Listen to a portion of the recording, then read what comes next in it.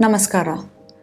ಮಾರ್ಕೆಟಿಗೆ ಹೋದರೆ ನಮಗೆ ಪ್ಯಾಕ್ಡ್ ಫುಡ್ ತೊಗೊಂಬರ್ಬೇಕು ಅಂತಂದರೆ ಹೆಲ್ದಿ ಆಗಿರಬೇಕು ಎಲ್ಲನೂ ಈಗ ನಾವು ಓದ್ತಾ ಇರ್ತೀವಿ ಅಥವಾ ಕೇಳ್ತಾ ಇರ್ತೀವಿ, ಜಾಸ್ತಿ ಪ್ಯಾಕ್ಡ್ ಫುಡ್ ತೊಗೋಬಾರ್ದು ಅಂತೆಲ್ಲ.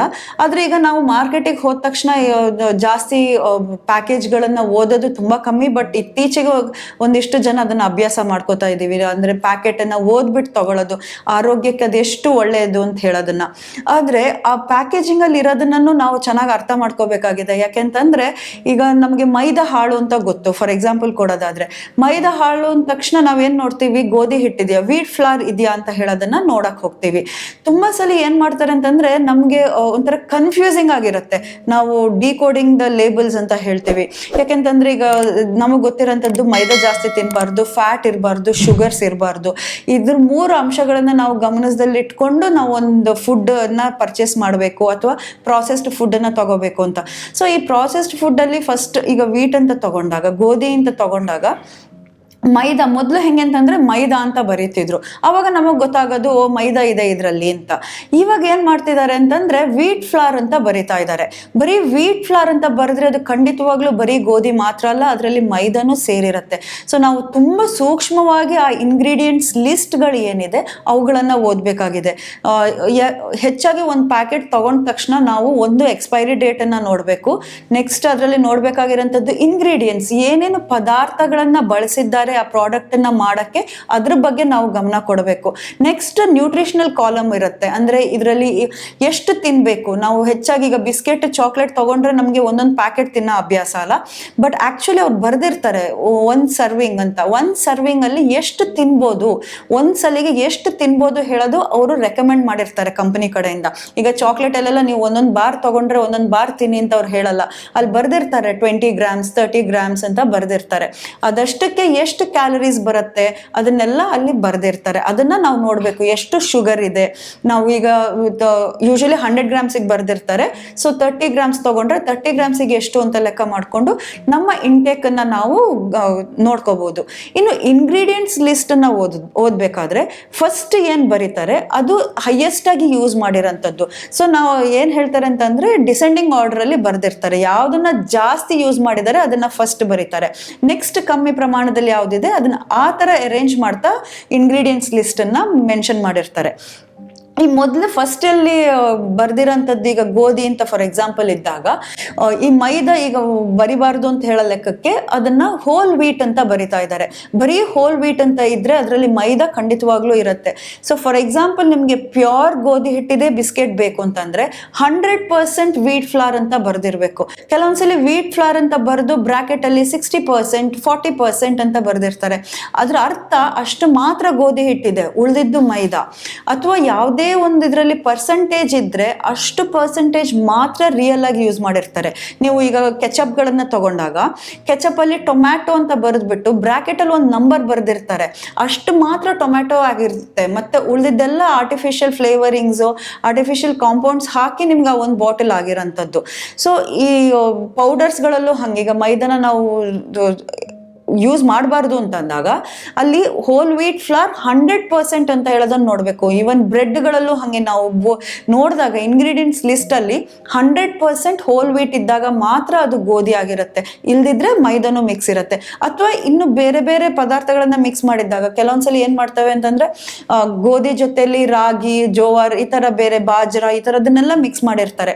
ಆ ಪರ್ಸೆಂಟೇಜ್ ಮೇಲೆ ಅದನ್ನ ಅರೇಂಜ್ ಮಾಡಿರ್ತಾರೆ. ಸೊ ಅದನ್ನ ನೋಡ್ಕೊಂಡು ತಗೊಳ್ಳೋಂಥದ್ದು ನಾವು.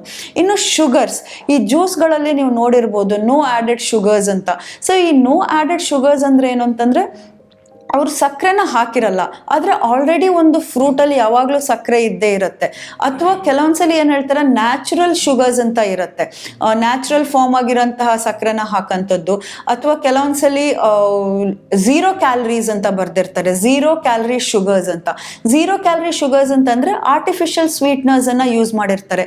ಆ ಆರ್ಟಿಫಿಷಿಯಲ್ ಸ್ವೀಟ್ನರ್ಸ್ ಅಲ್ಲಿ ನಮ್ಗೆ ಕುಡಿಬೇಕಾದ್ರೆ ಸಿಹಿ ಬರುತ್ತೆ, ಆದ್ರೆ ಅದರಿಂದ ಕ್ಯಾಲರೀಸ್ ಬರಲ್ಲ ನಮ್ಗೆ. ಅಥವಾ ಏನ್ ಎನರ್ಜಿ, ಈಗ ಮಾಮೂಲಿ ಸಕ್ಕರೆ ತಗೊಂಡ್ರೆ ನಮ್ಗೆ ಎನರ್ಜಿ ಬರಬೇಕು, ಬಟ್ ಇದನ್ನ ತಗೊಂಡಾಗ ಕ್ಯಾಲರೀಸ್ ಬರಲ್ಲ, ಅದನ್ನ 0 ಕ್ಯಾಲರಿ ಶುಗರ್ಸ್ ಅಂತ ಹೇಳ್ತಾರೆ. ಸೊ ಅವುಗಳನ್ನ ಹಾಕಿರೋ ಸಾಧ್ಯತೆಗಳು ಇರುತ್ತೆ. ಹೀಗೆ ನಾವು ಪ್ರತಿಯೊಂದನ್ನು ಅಲ್ಲಿ ಒಂಥರ ಎಲ್ಲನೂ ಕನ್ಫ್ಯೂಸಿಂಗ್ ಆಗಿರುತ್ತೆ. ಸೊ ಅದನ್ನ ನಾವು ಕರೆಕ್ಟಾಗಿ ಅರ್ಥ ಮಾಡ್ಕೊಂಡು ನಾವು ಯಾವುದೇ ಪ್ರಾಡಕ್ಟ್ ಅನ್ನ ತಗೊಳ್ಬೇಕಾಗಿದೆ. ಜೊತೆಗೆ ಇನ್ನು ನೋಡಿರ್ಬೋದು, ಈಗ ಪ್ರಿಸರ್ವೇಟಿವ್ಸ್ ಎಲ್ಲ ಹಾಕಿರೋದನ್ನ ಡೈರೆಕ್ಟ್ ಪ್ರಿಸರ್ವೇಟಿವ್ಸ್ ಹೆಸರನ್ನ ಬರ್ದಿರಲ್ಲ, ಎಲ್ಲೋ ನಂಬರ್ಸ್ ಎಲ್ಲ ಬರ್ದಿರ್ತಾರೆ. ಯಾಕೆಂತಂದ್ರೆ ಎಲ್ಲನೂ ಒಂಥರ ಕಾಂಪ್ಲಿಕೇಟೆಡ್ ಆಗಿರುತ್ತೆ. ಸೊ ನಾವು ಅದಕ್ಕೆ ತುಂಬಾ ಸುಲಭವಾಗಿ ಹೇಳೋದು ಅಂತಾದ್ರೆ, ನೀವು ಇಂಗ್ರೀಡಿಯೆಂಟ್ಸ್ ಲಿಸ್ಟ್ ನೋಡಿದಾಗ ಅದ್ ನಿಮಗೆ ಅರ್ಥ ಆಯ್ತಾ, ಹಂಗಾದ್ರೆ ಆ ಪ್ರಾಡಕ್ಟ್ ತಗೊಳ್ಳಿ. ಅದು ಯಾವ್ದು ಅಂತಲೇ ಗೊತ್ತಾಗ್ತಾ ಇಲ್ವಾ ಅಂತಂದ್ರೆ ಅದು ಖಂಡಿತವಾಗ್ಲೂ ಒಳ್ಳೇದಲ್ಲ. ಸೊ ಆದಷ್ಟು ನೀವು ಓದಿದಾಗ ಈ ಪ್ರಾಡಕ್ಟ್ ನಂಗೆ ಗೊತ್ತು, ಇದರಲ್ಲಿ ಇದು ಹಾಕಿದ್ದಾರೆ, ಈ ಪದಾರ್ಥಗಳು ನಂಗೆ ಗೊತ್ತಿದೆ, ಸೊ ಇದನ್ನ ತಗೋಬಹುದು. ಈ ಗೊತ್ತಿಲ್ಲದೆ ಇರೋಂತಹ ಪದಾರ್ಥಗಳು ಅದ್ರಲ್ಲಿ ಇದೆ ಅಂತಂದ್ರೆ ಅದು ಯಾವಾಗ್ಲೂ ರಿಸ್ಕಿನೇ. ಈಗ ಯಾವುದೇ ಈಗ ಲಿಕ್ವಿಡ್ ಪದಾರ್ಥನ ತುಂಬಾ ಟೈಮ್ ಇಡಬೇಕು ಅಂತಂದ್ರೆ ಶೆಲ್ಫ್ ಅಲ್ಲಿ ಆಬ್ವಿಯಸ್ಲಿ ಒಂದು ಪ್ರಿಸರ್ವೇಟಿವ್ ಬೇಕೇ ಬೇಕು. ಸೊ ಆ ಪ್ರಿಸರ್ವೇಟಿವ್ ಕಂಟೆಂಟ್ ಅಲ್ಲಿ ಪರ್ಸೆಂಟೇಜಸ್ ಅಲ್ಲೆಲ್ಲ ಬರ್ದಿರ್ತಾರೆ. ಸೊ ಆ ಪರ್ಸೆಂಟೇಜಸ್ ಗಳನ್ನೆಲ್ಲ ಓದ್ಕೊಂಡು ಆಮೇಲೆ ಒಂದು ಪ್ರಾಡಕ್ಟ್ ಅನ್ನ ತಗೋಬೇಕು. ಕೇವಲ ಒಂದು ಹೆಲ್ದಿ ಅಂತ ಹೇಳಿ ತಗೊಳ್ಳೋದು ಸರಿಯಲ್ಲ. ಎಷ್ಟೊಂದ್ಸಲಿ ಕೆಲವೊಂದು ಪ್ರಾಡಕ್ಟ್ಸ್ ಗಳು ಇದಕ್ಕೆ ತರಕಾರಿ ಹಾಕಿದೀವಿ, ಇದು ಹೆಲ್ದಿ ಅಂತ ಎಲ್ಲ ಮಾರ್ಕೆಟಿಂಗ್ ಮಾಡ್ತಾರೆ. ಆದ್ರೆ ಅದರಲ್ಲಿ ನೀವು ಹೋಗಿ ವೆಜಿಟೇಬಲ್ಸ್ ಪರ್ಸೆಂಟೇಜ್ ನೋಡಿ, ಬರೀ ತರಕಾರಿ ಹಾಕಿದ್ದಾರೆ ಅಂತ. ಯಾಕೆಂತಂದ್ರೆ ಈಗ ಎಸ್ಪೆಷಲಿ ಈಗ ಮಕ್ಕಳನ್ನ ನಾವು ಮಾರ್ಕೆಟಿಗೆ ಕರ್ಕೊಂಡು ಹೋದಾಗ ಅವರು ನನ್ಗೆ ಇದು ಬೇಕು ಅದು ಬೇಕು ಅಂತ ಕೇಳ್ತಾರೆ. ಸೊ ಅದರಲ್ಲಿ ಇದ್ರಲ್ಲಿ ತರಕಾರಿ ಇದೆ, ಇದು ಗೋಧಿಯಿಂದ ಮಾಡಿರೋದು, ತರಕಾರಿ ಹಾಕಿದ್ದಾರೆ ಅಂತ ಹೇಳ್ಬಿಟ್ಟು ನಾವು ಆ ಪ್ಯಾಕೆಟ್ ಅನ್ನ ತಗೋತೀವಿ. ಸೊ ಆ ಪ್ಯಾಕೆಟ್ ಅನ್ನ ತೆಗೆದು ಹಿಂಬದಿ ತೆಗೆದು ನೋಡಿ, ತರಕಾರಿಗಳೆಲ್ಲ ಪರ್ಸೆಂಟೇಜ್ಗಳ ಮೇಲೆ ಇರುತ್ತೆ. ಅಟ್ಲೀಸ್ಟ್ ಜಾಸ್ತಿ ಇದ್ದಾಗ ಅದು ಒಳ್ಳೇದು. ಆದ್ರೆ ಅವರು ತರಕಾರಿ ಅಂತ ಏನ್ ನಮ್ಗೆ ಮಾರ್ಕೆಟಿಂಗ್ ಮಾಡಿದ್ರು ಆ ಪರ್ಸೆಂಟೇಜ್ ಬರೀ 15%, 16% ಆ ತರ ಇರುತ್ತೆ, ತುಂಬಾ ಕಮ್ಮಿ ಇರುತ್ತೆ. ಸೊ ಆ ಮುಖಾಂತರದಿಂದ ನಾವು ತರಕಾರಿನ ನಾವು ಮಕ್ಕಳಿಗೆ ಕೊಡ್ತಾ ಇದ್ದೀವಿ ಅಂತ ನಾವು ಭಾವಿಸಕ್ ಸಾಧ್ಯ ಇಲ್ಲ. ಸೊ ಇದೆಲ್ಲ ದೃಷ್ಟಿಯಿಂದ ನಾವು ಯಾವುದೇ ಪ್ರಾಸೆಸ್ಡ್ ಫುಡ್ ತಗೋಬೇಕಾದ್ರೆ ಶುಗರ್ಸ್ ಬಗ್ಗೆ ನೋಡಬೇಕು, ಎಷ್ಟು ಸಕ್ಕರೆ ಅದರಲ್ಲಿ ಸಕ್ಕರೆ ಅಂಶ ಇದೆ ಅಂತ ಹೇಳೋದು. ಇನ್ನು ಸೋಡಿಯಂ, ಇನ್ನು ಈಗ ಯಾಕೆಂತಂದ್ರೆ ಉಪ್ಪಿನ ಅಂಶ ಜಾಸ್ತಿ ಇರುತ್ತೆ. ಫಾರ್ ಎಕ್ಸಾಂಪಲ್ ಈಗ ಚಿಪ್ಸ್ಗಳನ್ನೆಲ್ಲ ತಗೊಂಡಾಗ ನಾವು ಸೋಡಿಯಂ ಲೆವೆಲ್ಸ್ ಜಾಸ್ತಿ ಇರುತ್ತೆ ಪ್ಲಸ್ ಫ್ಯಾಟ್. ಸೊ ಇದು ಎರಡನ್ನು ನಾವು ಗಮನದಲ್ಲಿ ಇಟ್ಕೋಬೇಕಾಗಿರುತ್ತೆ. ಇನ್ನು ಬೇಕರಿ ಪ್ರಾಡಕ್ಟ್ಸ್ ಅಂತ ಬಂದಾಗ ವೀಟ್ ಫ್ಲವರ್ ಅನ್ನ ಮೇನ್ ಆಗಿ ನೋಡ್ಬೇಕಾಗಿರೋಂಥದ್ದು. ಯಾಕೆಂತಂದ್ರೆ ನಾವು ಮೈದಾನ ಆದಷ್ಟು ಕಮ್ಮಿ ಬಳಸಬೇಕು. ಈ ದೃಷ್ಟಿಯಿಂದ ನಾವು ಎಷ್ಟು ಯೂಸ್ ಮಾಡಿದ್ದಾರೆ, ಯಾವ ಪರ್ಸೆಂಟೇಜ್ ಅಲ್ಲಿ ಇದೆ, ಯಾವ ಕಾಂಬಿನೇಷನ್ ಅಲ್ಲಿ ಇದೆ ಅಂತ ಹೇಳಿ ನೋಡ್ಕೊಂಡು ಆಮೇಲೆ ಒಂದು ಪ್ರಾಡಕ್ಟ್ ಅನ್ನ ಬೈ ಮಾಡಬೇಕಾಗಿದೆ. ಪ್ಲಸ್ ಆಲ್ವೇಸ್ ಈಗ ಎಕ್ಸ್ಪೈರಿ ಡೇಟ್ ಗಳನ್ನ ನಾವು ಗಮನಿಸಲೇಬೇಕು. ಮೇನ್ ಆಗಿ ಫಸ್ಟ್ ಆಗಿ ಬರೋದಂಥದ್ದೇ ಅದು. ಸೊ ಅದನ್ನ ಗಮನಿಸ್ಕೊಂಡು ಇಂಗ್ರೀಡಿಯೆಂಟ್ಸ್ ಲಿಸ್ಟ್ ನೋಡ್ಕೊಂಡು ಯಾವುದೇ ಪದಾರ್ಥಗಳನ್ನ ಸುಮ್ಮನೆ ಹೋಗಿ ಶೆಲ್ಫ್ ಇಂದ ತಗೊಂಡ್ ಬರೋದಲ್ಲ. ಪ್ಲಸ್ ಸರ್ವಿಂಗ್ ಸೈಜ್ ಎಷ್ಟು ತಿನ್ಬೇಕು, ಯಾಕೆಂತಂದ್ರೆ ಒಂದೊಂದು ಪ್ಯಾಕೆಟ್ ಗಟ್ಲೆ ತಿನ್ನೋದಲ್ಲ ಯಾವ್ದನ್ನು. ಒನ್ ಟೈಮ್ ಇಷ್ಟು ಅಂತ ಅವ್ರು ಬರ್ದಿರ್ತಾರೆ ಸರ್ವಿಂಗ್ ಸೈಜ್ ಆ ನ್ಯೂಟ್ರಿಷನ್ ಟೇಬಲ್ ಅಲ್ಲಿ. ಆ ಸರ್ವಿಂಗ್ ಸೈಜಿನ ಮುಖಾಂತರ ನಾವು ತಿಂದ್ರೆ ನಮ್ಮ ಆರೋಗ್ಯನ ನಾವು ಕಾಪಾಡ್ಕೋಬಹುದು.